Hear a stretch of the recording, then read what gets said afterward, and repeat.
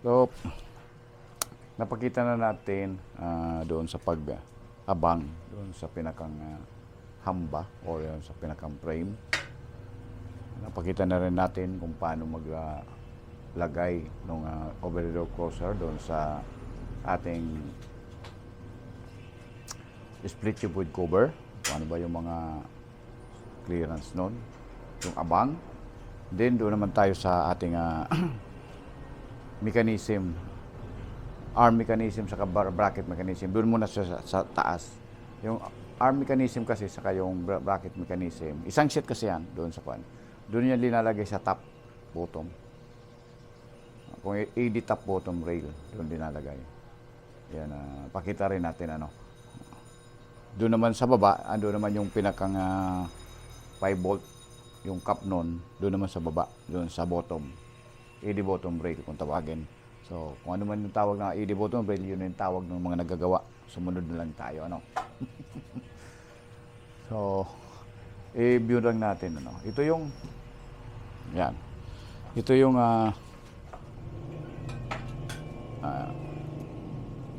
ED. Yung ED kasi isang series yan ng aluminum. ED series. Kaya tawagin ED top rail. Yan. Doon linalagay yung, ito yung arm mechanism. Nakabit kasi na natin. Pero alisin muna natin saglit. Madali naman tanggalin yan. Ayan. Para makita natin kung paano ba linagay. Ayan. Ayan. So, ito kasi, yun nakikita nyo yan. Yung tinatanggal. Yan lang yung pinakang lock talaga. Lock. Yan, pag nawala yan, invalid na yan. Okay. Ito yung arm mechanism na nakuha na kasi na ano ito na paloob na. Ito, kung tawagin natin to, kung tinatawag ko to, ito yung pinakang bracket mechanism. Ito kasi yung nag-hold nung arm. Ito naman yung arm. Yan, ito yung kamay. Kaya nasabi nating arm, ito yung nakakapit doon in between ng panel saka doon sa makina, doon sa overhead door closer. Yan. So, ito yung importante. Kung gaano katibay ito maiikwa natin, may lapat natin dito sa itong section na to, itong AD bottom rail, ay AD top rail. Mas matatag din yung arm. Kaya minsan may dalawa kasing option to kung paano kinakabit. Minsan, yung mabilisan, dito lang dinalagay yan ba na ganon. Ganon. Yan, nakita mo sa ibabaw. May makita ka niyan service sa ibabaw. Pero mas the best kung ilalagay nyo doon sa ilalim banda rito. Yan. Nakaganon, pasok. Pero bago mo mailagay niyan, may slot yan, oh. Kita mo, yan, oh. Yung slot. Ini-slotan yan dyan. Ito. Ay, dito tayo. Against light tayo.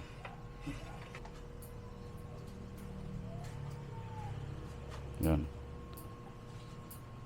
Ito kasi yung linagyan namin sa loob niyan. Yan.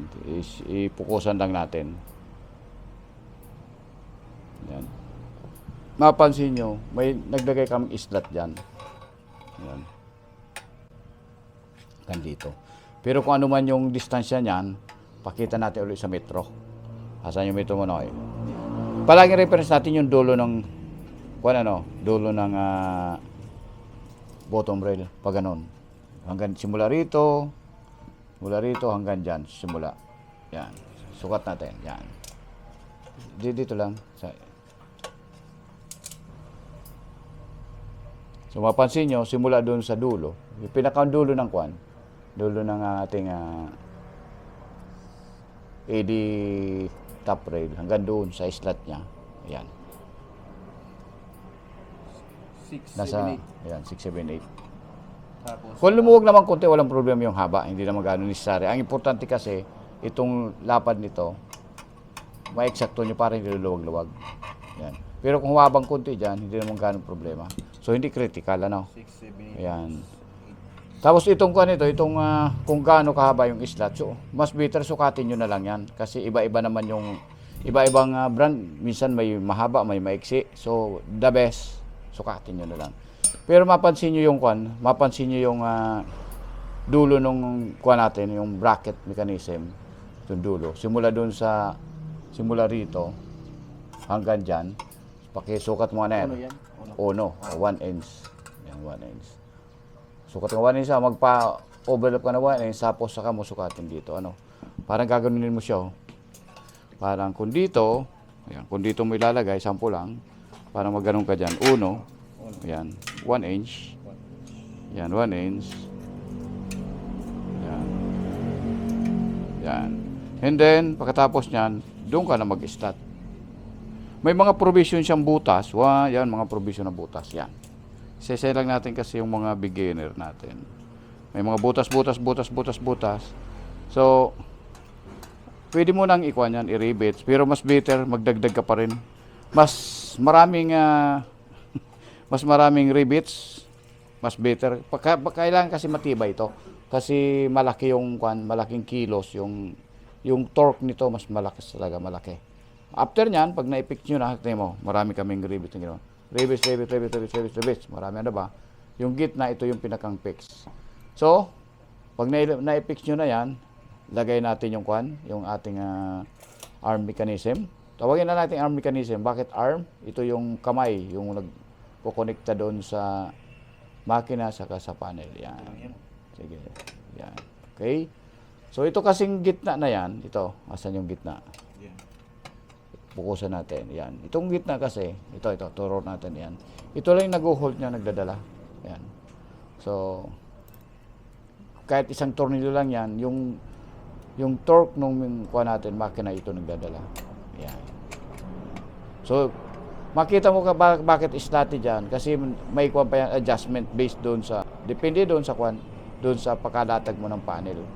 Kaya may adjustment yan. Ito naman, ito naman yung adjustment ng forward, backward, labas, loob. Yan. So, kayo na mag-determine yan. Kaya importante rin to. Kaya makita mo, ito nakapalo dito sa bracket niya, dalawa. Kasi ito yung lakas niya. Pag linuwagan mo yung gigiwang-giwang yung kuwan mo. Kaya kadalasan yan sa pag matagal na, ito minsan lumuluwag. Yan. Ito, yan yung mga adjustment. Yan, kung paano ilinalagay yung natin, yung arm sa bracket mechanism doon sa taas. Yan. Doon sa ED top rail. So, makita mo, mayroon yung bar dyan. Ito yung pinakang lock nung yung doon sa natin, yung interconnection ng arm saka doon sa over the grocery. Kinakaltasan pa yan dyan dito. Yan. Kinakaltasan pa yan dyan. Makita mo yan pag doon during installation. Kasi minsan, hindi tayo alam kung kaliwa o kanan yung yung pagpasok. Minsan na, ang standard kasi, itong lock na to, nasa talaga, nasa loob ng room. Kung ano man, yung pinagpipintuan. Okay. Same time, napakita na natin yung ating bottom rail. Ano naman kaya linalagay doon sa bottom? Andiyan naman yung kasagutan. Andiyan naman si Kuya Rini. Ito kasi si Kuya Ronel. Doon naman tayo. Teng. So, bago tayo punta dito sa ED bottom rail, kasi yung una, ED top rail. Yung bottom rail, mapansin nyo, mas malapad siya. Yan. Di ba? Malapad, compare doon sa top. Dahil kaya malapad yan, dito kasi linalagay yung pinakang 5 volt. Asan yung 5 volt natin? Yung tinutusok dyan. Yan. Tignan mo yung ito yung ating yung hindi pa familiar, yung mga expert na nito, tingin lang, alam na kagad. Pero kung bago lang kayo, kunyari, ngayon lang kayo nakakagawa nito, so kaya pinapakita natin. Kahit sabihin natin OA. Doon kasi sa mga matatagal na sabihin natin OA naman yung pinapaliwanag. Pero kung hindi nyo kabisado, so, yan, yung itsura. Ano? So, mapapansin mo kasi, ba't malalim to? Yan. Dito kasi nakatago yung ating 5 volt. So, ito kasi yung 5 volt. Yan. Sa pakiwari ko lang ginawa yan para ma-compensate yung gap nung para hindi naman makita yung 5 volt mo. Pag linagay mo kasi yan dito, nakaganon yung 5 volt mo dyan, yan. So, nakatago naman. Parang ganon yan, Ito yung ilalim ha, ito yung pinakang ilalim, ito yung ibabaw niya, yan. So hindi kita yung leg nito. Kung ikuan mo, kita pangit tingnan yan kasi palagay natin ito yung lupa. Lagay natin ganun. Yan. Sige nga, friend. Lagay mo yung kuan natin. Lagay mo yung yan. Lagay mo yung ito. Sample ah. Yan oh. So hindi siya kita, nakatago, di ba? Yan. Medyo malinis tingnan. Kasama yan sa kuan, nagaganon-ganon kasi yan. Ito na yung kuan natin oh. Ito na yung paibot natin. Yan. So ngayon, pakita natin yung cup kung paano naman dinalagay yan. Ina-assemble kung anong distansya. So, let's go! Yan. Dito kasi sa ED bottom rail, ang nilagay dito yung cup, pinakang yung pivot cup niya. Yan, ito. Tawagin natin pivot cup. Yan. So, ano bang distansya? Rinse. Ibig sabihin, 1/8 lang. Simula rito, yan. Kung kayo kukuhan, simula yung nakating mo na based dun sa distansya, diyan magkuhan ka lang 1/8. So, sabi ng 5/16, so be it. Kasi may kuha naman yan. Meron naman slotted dyan. Nakita mo yan, slotted oh. Yan. Yan. Tinalagyan tornilyo. Yun.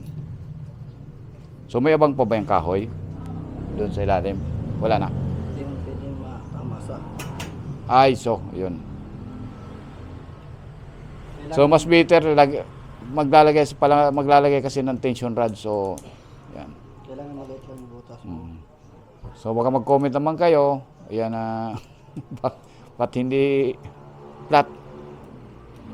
Ano yan? Hindi washer. So, alam mo naman yung Pinoy.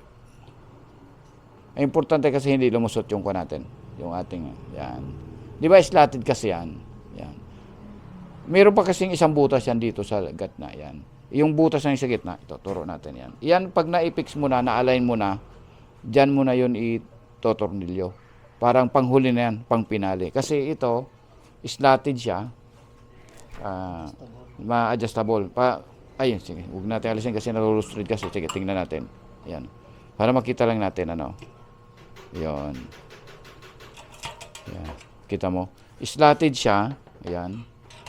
So, kaya nag-clearance muna tayo ditong 1/8 kasi kung gusto mong iurong, may time pa. Malayo pa yung distansya. Slotted. Pero doon sa pre-installation, magkuhan lang muna kayo dito. Magkuhan muna kayo ng 1/8 lang. Ayan. Okay? Okay.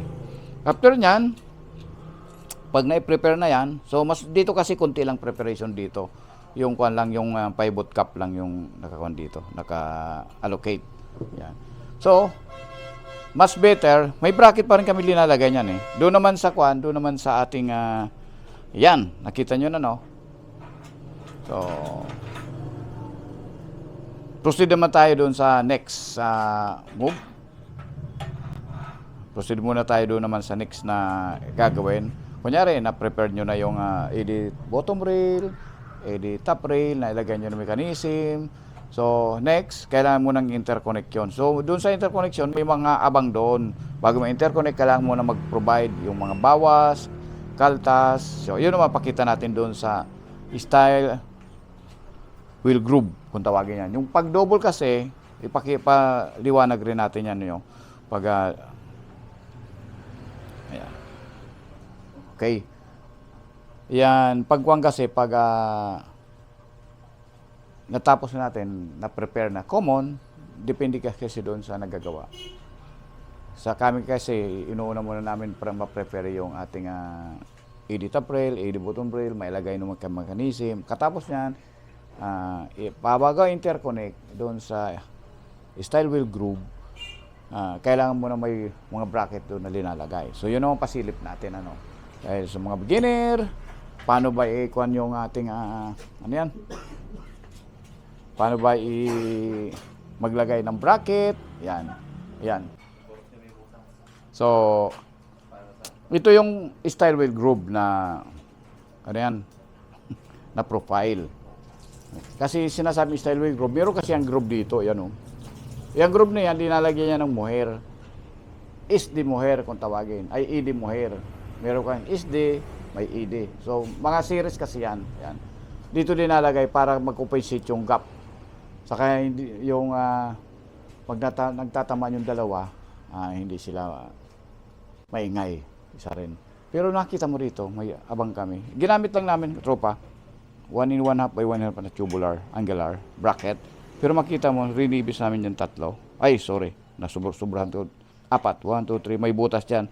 Itong butas kasi ito, dyan dadaan yung ating tension rod. Pero may kung kami rito, may, ayan, ano yan? Meron kaming in-slot dito. Ayan. Kung ano man dahilan yan, meron po purpose yan. Pero sukatin natin, metro please. Kung tatanungin kung gaano, anong laki yung ikakaltas, yan, sukatan natin. Basa, 1 3/4.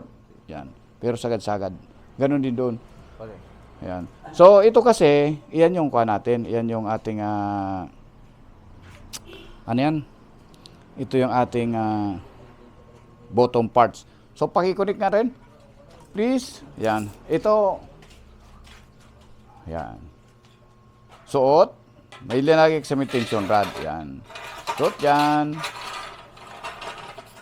Suot doon. Yan. And then, suot din dito. Yan. Ito na yung tension rod natin. Nakita mo, nakalusot na. Sana. Ayan. Dito mo tayo. Yan. Tension rod. Yan o. Yan. Okay. And then, suot ulit dito.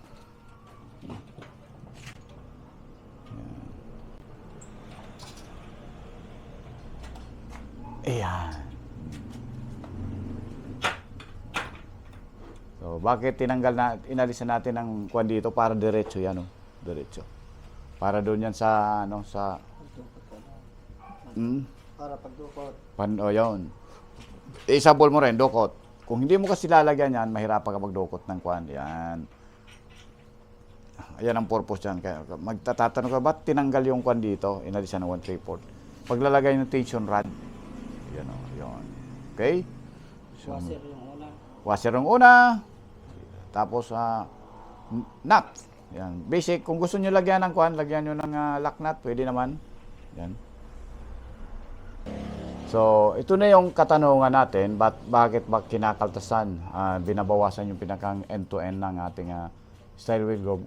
Una, ito kasi yung pinaka-cup natin para ma-adjust forward, backward, walang sagabal. And then, paglagay ng nut, sa reason, kaya linalagay. So, kung tinatamad kayong mag-alis, pwede naman, pero may mga consequence. Pero mas ma-recommend na natin lagyan. Baka gusto nyo, ba't pwede naman hindi? Di okay lang. Hindi lagyan. Hindi tanggalin. Wala naman problema kung hindi tatanggalin. Pero ma-recommend na natin para maginhawa yung ating pag-install o sa adjustment, walang hassle, mas better alisan nyo rito. Pinakita nyo. Ganon din dito. Para paglagay ng nut. Yan. May tension rod na. Yung tension rod kasi, yan yung pinakang magsasalo. Talagang hindi siya makpit na talaga maghiwalay. Kadalasan kasi, pag hindi mo, meron kasi naglalagay niyan, bracket lang, pwede naman. Ang problema, katagalan, pag lumuwag yung bracket, wala nang sasalo. Ito talaga yung pinakang the best, itong bracket na to. Kaya lagyan nyo. Kung anong size, minsan linalagay namin dito, yung 1/4 diameter or 3/8. Depende doon sa availability ng bracket. Hindi naman necessaryong malaki. Masyado kasi wala naman load dyan. Ang ko lang yan, hindi maghiwalay siya. No? Okay, doon naman tayo sa kabila, doon sa top. Ano naman nangyari doon pag interconnect? Punta rin tayo doon. Ano ba yan nangyari? Kuya Neil? Yung, ganun din. Pero mas matindi dito. Mas mahirap dito. Yan. Okay. Dito sa bottom, same procedure lang doon sa itong top, same procedure. Suot lang naman. Suot. Yan. Kabit doon. Yan. Tapos interconnect din dito. Yan, kasi may bracket na yan, may guide na yan. Yan, oh. May guide na. Yan. Suot din dito. Yan. Sabay-sabay na yan. Kaya kailangan butasan yung isang side. Yan. Kung talaga, dito kasi masikip pa siya, medyo may kasikipan dito. Kasi andito yung mechanism mismo. Yan.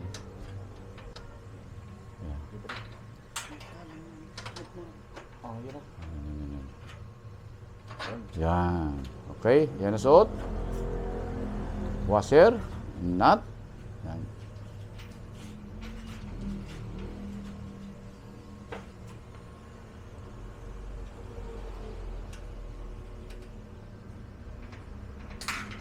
Yung kwan kasi, yung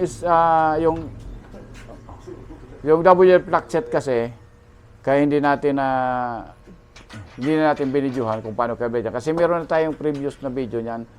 Isang video kung paano naman kinabit yan, nagbutas, kabit. Pakihanap nyo na lang kung hindi nyo pa napapanood sa ating channel, sa Facebook, sa ating video. Ayan. Yun. Alam mo, nung nalaman ni, kunting trivia lang katropa, no? Nung nalaman ni Ronel, Kuya Ronel na bibidyoan siya, kaninang madaling araw nagpa-pedicure to para makita mo lang yung kung maganda-ganda. Yung isa kasi medyo injured. Yung, ganun din yun, si Kuya Tix. Yan. Yan. Ganun din. Same procedure. Yan na, pakita na lang natin pag nabuo na. Yan. So, nut. So, may, yung kasing tools niyan, depende dun sa na-acquire natin na tension rod, saka yung nut. So, kayo na lang mag-determine kung anong size. Pwedeng 10, pwedeng 11, pwedeng 13, depende dun sa acquire nyo. Ito yung ating, konting ko lang katropa, no? Yung kuwan pala natin, yung ating WL plug set, kinakabit ito doon sa kuwan. Pag double lip tayo, no? Pag double lip. Naglalagay kami doon sa kuwan, doon sa style with groove. Kasi doon sa ball nose, doon namin linalagay yung plus bolt. Pakita rin natin yung plus bolt mamaya, ano. Ayan. Ayan, yun yung plus bolt. O ngayon, napakita na natin ano ba yung inaabang o linalagay na mechanism doon sa ating isang panel. Kasi double lip, yung isang panel, ang linalagay mechanism doon, andun yung arm, bracket, yung 5-bolt cap, andun sa ilalim, tapos tension rod, yun ang doon nila, pati yung WL plug set, mas marami linalagay na accessories doon. Pero ang yan, ang profile niyan, yung style with groove. Yan. Pero pag double lip kasi, nabanggit ko kanina, pag double lip, meron siyang yung isang side ball nose.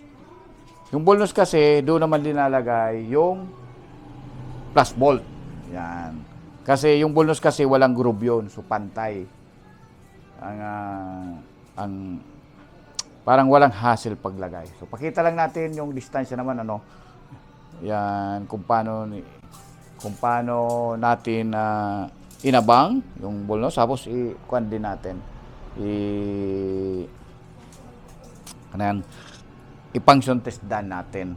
Kung double lip kasi, wag niyong kalimutan yung plus bolt. Kasi hindi nyo mailalak. Hindi nyo mailalak yung door kasi hindi nyo mapipix yung isang yung isang panel. Okay? So, puntahan natin, no? Yan ang ating isang panel. Ayan. So, ito yung sinasabi natin ng ball nose. Okay? Wala siyang groove. Kung ano man tinawag na ball nose, yun na yung profile, yung nagawa ng, alam mo yung profile, yung tawag nila ball nose. So, okay na, tawagin na lang natin ball nose. Pero mapansin mo dito, katropa, unang-unang mapansin nyo dito, naglagay kami kayo na bahala, minsan nilalagay ito, kahoy, something, basta ang importante, yung dulo nung yung pinakang rod niya, yung lock rod niya, kasi may rod yan mahaba, ayan. Hindi siya ma-eksakto, hindi gumalaw-galaw. Kaya naglagay kami rito. Linagay namin ito. Linagay namin yung angle bar na 1 3/4 by 1 1/2 by 1 1/2. Tapos binutasan namin. Sintro doon. Sige. Paki-kuan nga, Ren. Paki-testing. Ayan. Pag ganoon mo kasi, ito yung sa ilalim, nakakuan na siya. Ito yung tatama doon sa ground. Or sa, tama, ito yung ground kasi. Ming-ming. Ito kasi, tingnan mo. intermission maneuver yung aking alaga. Pakita natin. Yan o. May eksaman daw. O, yan o. Ming. Kaya hindi ako na-interest po yan. Ano? Alaga namin yan. Pag nag-video ko, palaging sumasama yan. Yan. Ang tawag nito, ano pangalan natin nito? Kalimutan ko. Tulas. Kulas. Yan. Walang boses. Ayan. Kaso walang kuha niya, hindi nagmimiyaw-miyaw. Okay, balik tayo sa business. Sana ako, na-interest po ko ng Ming. Ayan, testing. Passport. Open. Yan tawag kung tawagin niyang plus bolt. Ayan. So, ang importante kasi rito, ano ba yung distansya? Simula naman dito. Palagi tayong reference dulo ng tornilyo, ayos, ng ating section, aluminum section. Metro please. Yan. Ito yan. Simula dyan. Yun yung importante kasi. Simula dyan. Hanggang doon. Ano naman sukat yan? Kuya Rins. 814. Ayan. 814. Simula rito. Kasi kung hindi nyo pa kabisado. Ayan. Simula dyan. Hanggang doon. 814. And then. 12. 1/2. Ayan. 12 buwan na. Pero ito kasi. Minsan. Depende doon sa na-acquire nyo. Minsan may mahababang konti rito. Importante kasi simula dito. Hanggang diyan, Ayan. Para ma-eksakto to. Kasi pag sarado mo, sara ay open, para yung dulo nito, plus lang talaga dyan, Ayan. Mas better ka, tropa, dalawa yung ilalagay nyo ng plus bolt pag double lip. Isa sa baba. Ay, ito pala taas to kasi yan, andun yung one. Isa sa taas. Ayan. Ito yung baba. Ayan. Meron din. So, sukat uli. Kung walang daya. Same lang. Yan. Same. Yan 814. Ganun natin. Para, pasensya na kayo kung medyo marami ng kinita itong kuha na to. Metro. Yan. Yan. 814. So, function testing natin. Same lang. Same lang.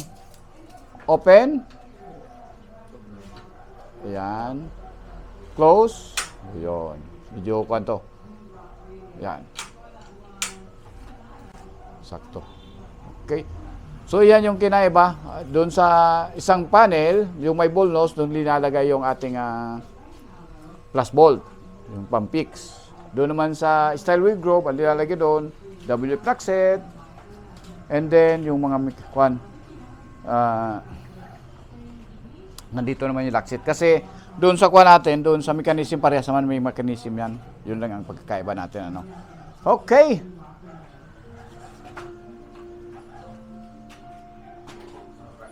So, ngayon, ipipix na natin yung bracket, Kadalasan yan, kinakabit lang namin yung rivets yan.